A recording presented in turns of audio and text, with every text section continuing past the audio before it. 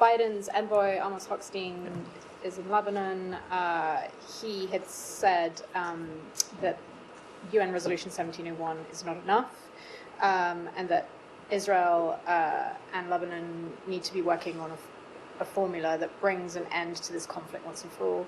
Can you give any more details on what he was referring to, whether that's on the ground forces? Obviously, we know he's talking to political figures, and the goal for the US is to get a political resolution, but is he talking more about the immediate term in terms of troops on the ground, forces? So I think if you look back at Special Envoy Hochstein's statement specifically, what he said is both sides simply committing to 1701 is not enough, and certainly we would agree with that. What we want to see ultimately in any diplomatic engagement is action, and then of course in the context of northern Israel and southern Lebanon, what we want to see is the effective implementation of 1701. Of course, a commitment to such a thing would of course not nearly be enough. What we want to see is something in action. But that being said, we are continuing to work with the government of Lebanon, the state of Lebanon, as well as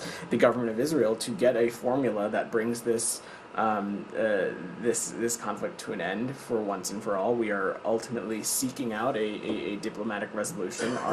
Our North Star and our goal here continues to be creating the conditions that will allow civilians on both sides of the blue line to return home. And can I ask about this Axios reporting earlier today? There was it's reporting that that Israel gave a U.S. document, gave the U.S. a document saying what its demands are for ending the conflict with Lebanon, and part of that document was effectively saying that it can enforce, i.e., target anywhere in the country, as part of enforcing what it wants for ending the war. Do you have any? So I've not seen that reporting, and I certainly am not sure what that document is referring to. Again, in the context of Lebanon, we have been very consistent for many days and weeks now of what it is that we exactly want to see. We of course are not being naive about Hezbollah, and they are in fact a terrorist organization, and they have had a stranglehold on much of Lebanon for quite some time now, and so we of course support efforts to degrade them, degrade their infrastructure. We want to make sure though that civilians are protected. We certainly don't want to see any daily regular strikes of Beirut, and we want to see every possible measure taken to protect civilians.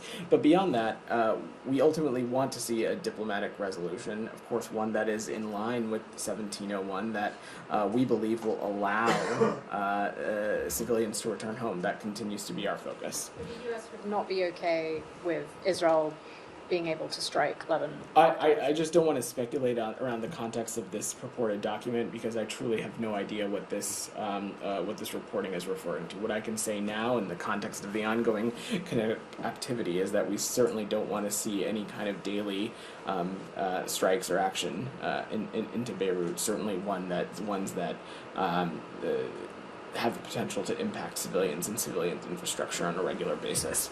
Saeed, go ahead. Thank you, Yeah. Vedant.